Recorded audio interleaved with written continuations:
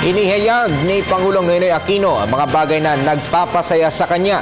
Sa kanya pagdalo sa bulong-pulungan, sinabi ng Pangulo na kabilang dito ang positibong pananaw ng mga Pilipino. Sa nasabing okasyon din ay binigyang parangal ang Pangulo bilang boss favorite. Si Rocky Ignacio ang ating tagapagbalita.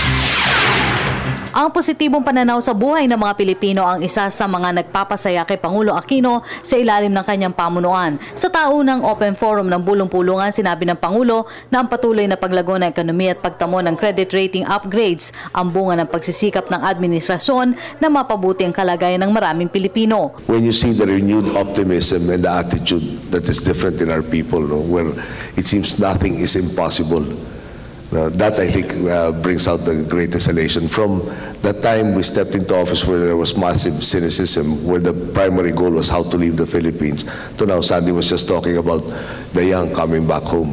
That again makes us all happy, makes all of this worthwhile. Pinarangalan ng bulong-pulungan ng Pangulo bilang boss favorite mula sa nakaraang taong taguri na Man of Steel. Naging basehan ng grupo ang pagbangon ng ekonomiya, matagumpay na pagbaka sa korupsyon, kasabay ng pagpapanatili na mataas sa public approval at trust ratings mula sa iba pang naging Pangulo ng bansa.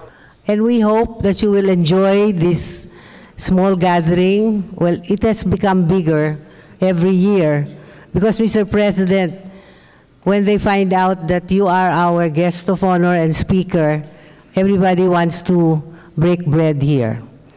Which also goes to show, Mr. President, that you are, as our award says, the favorite of your boss still.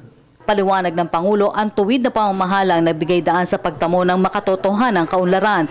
Tiniyak rin ito ng iba pang mga bunga ng reforma ay mararamdaman na sa pagpasok ng taong 2015. The people really have to feel that there were significant changes and that they were responsible for these changes. So 2015 really is focused on demonstrating so many of the results, be it infrastructure, be it a better employment picture, be it more investments, and so on and so forth. Para sa Telebisyon ng Bayan, Rocky Ignacio.